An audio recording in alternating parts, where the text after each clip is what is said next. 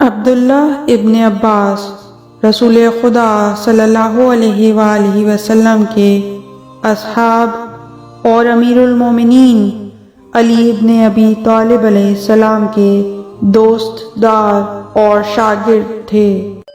علامہ نے کتاب خلاصہ میں فرمایا ہے کہ عبداللہ کی جلالت قدر امیر المومنین کے ساتھ ان کا اخلاص اس سے زیادہ ہے کہ وہ بیان کیا جا سکے۔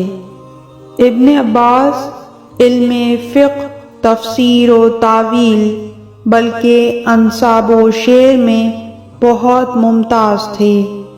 بسبب حضرت امیر المومنین کی شاگردی اور رسول اکرم کی دعا سے جو ان کے حق میں آپ نے فرمائی، کیونکہ ایک دفعہ حضرت کے غسل کے لیے اپنی خالہ میمونہ کے گھر جو حضرت کی زوجہ تھیں پانی لے آئے تو حضرت نے ان کے حق میں دعا کی کہ پروردگار اسے دین کی سمجھ اور تعویل قرآن کا علم عطا کر۔ وہ عالم، فصیح اللسان اور باشعور تھے۔ حضرت امیر المومنین علی ابن ابی طالب علیہ السلام نے انہیں بھیجا تاکہ خوارج سے مناظرہ کریں، اور واقع تحکیم میں جو جنگ صفین کے بعد پیش آیا تھا، اشعث نے ابو موسیٰ کو تحکیم کے لیے انتخاب کیا۔ امام نے فرمایا، میں ابو موسیٰ کو اس کام کے لیے پسند نہیں کرتا، ابن عباس کو اس کے لیے اختیار کرو، لیکن انہوں نے قبول نہ کیا۔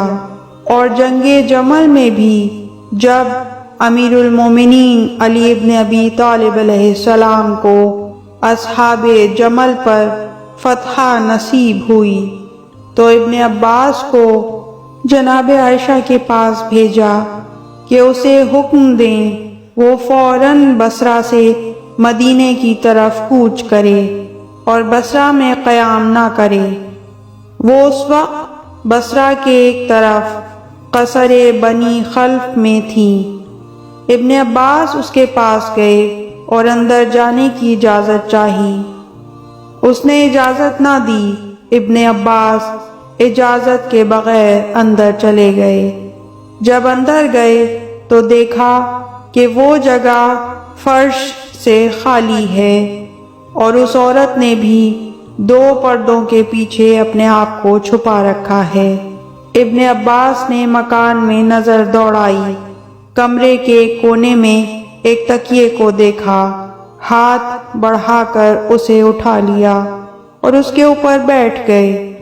اس عورت نے پردے کے پیچھے سے کہا، اے ابن عباس، تو نے سنت میں خطا کی، خلاف قانون کیا، ہمارے گھر میں داخل ہوا اور ہمارے مال پر بیٹھا بغیر ہماری اجازت کے۔ ابن عباس کہنے لگے، ہم رسول اللہ صلی اللہ علیہ وآلہ وسلم کے قانون کو تجھ سے بہتر جانتے ہیں اور تجھ سے اولا اور زیادہ حقدار ہیں۔ ہم نے تجھے آداب و سنت کی تعلیم دی ہے۔ یہ تیرا گھر نہیں، تیرا گھر وہی ہے جس میں رسول اللہ تجھے چھوڑ گئے تھے اور تو اس سے باہر نکل آئی ہے اپنے نفس پر ظلم اور نافرمانی کرتے ہوئے۔ جب تو اپنے گھر جائے تو ہم تیری اجازت کے بغیر اس میں داخل نہیں ہوں گے اور تیرے فرش پر نہیں بیٹھیں گے۔ اس کے بعد کہا کہ امیر المومنین نے حکم دیا ہے کہ مدینے واپس جا اور اپنے گھر میں جا کر بیٹھ۔ عائشہ کہنے لگی، خدا رحمت کرے امیر المومنین پر، اور وہ عمر بن خطاب تھا۔ ابن عباس نے کہا، خدا کی قسم، امیر المومنین تو علی ابن ابی طالب ہیں۔ جناب عبداللہ ابن عباس آخر میں نابینا ہو گئے تھے۔ کہتے ہیں کہ امیر المومنین اور امام حسن علیہ السلام پر زیادہ گریہ کرنے سے وہ نابینا ہو گئے تھے، اور انہوں نے اپنے نابینا ہونے کے متعلق اشعار کہے کہ اگر خدا نے میری دونوں آنکھوں کا نور لے لیا ہے تو میری زبان اور دل میں ان کا نور موجود ہے، میرا دل روشن اور عقل کامل ہے، اور میری زبان میں تلوار جیسا اثر ہے۔ عبداللہ ابن عباس آخری دور میں ابن زبیر کے خوف سے مکے سے طائف چلے گئے اور 69 ہجری میں وفات پائی، اور محمد ابن حنفیہ نے ان کی نماز جنازہ پڑھائی اور کہا، آج اس امت کا مرد خدا فوت ہوا ہے۔ کہتے ہیں جب انہیں تختے پر لٹایا گیا تو 2 سفید رنگ کے پرندے ان کے کفن میں داخل ہوئے۔ لوگوں نے کہا، یہ ان کا علم و فقہ ہے۔